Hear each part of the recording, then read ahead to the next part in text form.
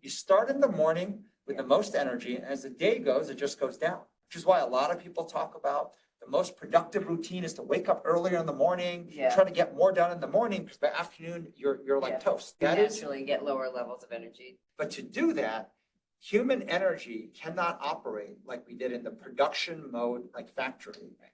High energy in the morning, low energy by later on.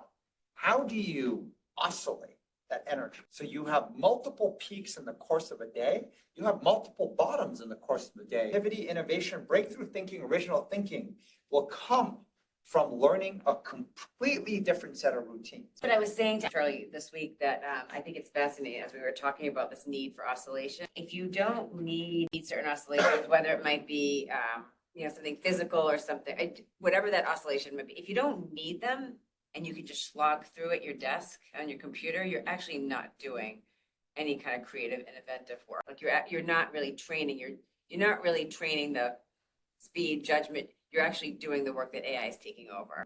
If you ever go fishing in the ocean and you see what they call the ocean boiling, which is fish like this going crazy, huge fish are coming to eat the little bait fish. But I wanted to use fishing as an analogy for those of you who like fishing. So if you fish in the ocean, there's low tide and high tide. Yes. And there's a little window that they call slack tide. And the rule in fishing is that you only catch big fish when the tide is moving that fast. And when you go fishing, I fish a lot, like I swear it feels like 45 minutes. It's very short. It feels like there's a short window. Yeah. Is where like just all the activity happens right in that window.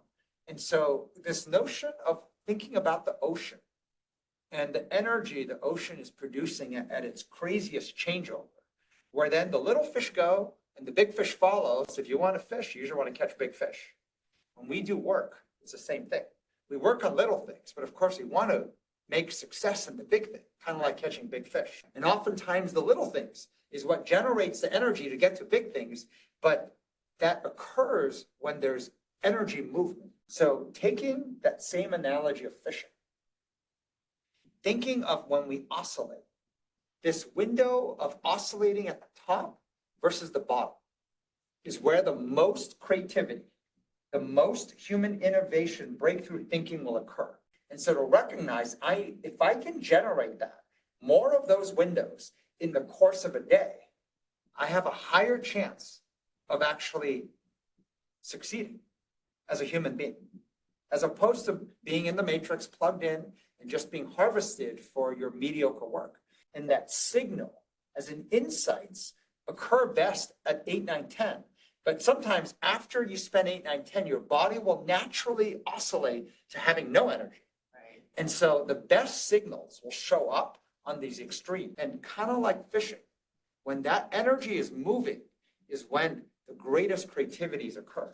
So you can see how like fishing in calm waters, also known as slack tide, right, is what we tend to do. Factory workers coming in, energy is just like by the end of the day, right? And we're like, we didn't catch any big fish today, but we try again tomorrow, right? I'm like, you're fishing in slack tide versus how do you generate the energy movement, right? Yeah. In the top or in the bottom. And with that, catch big fish.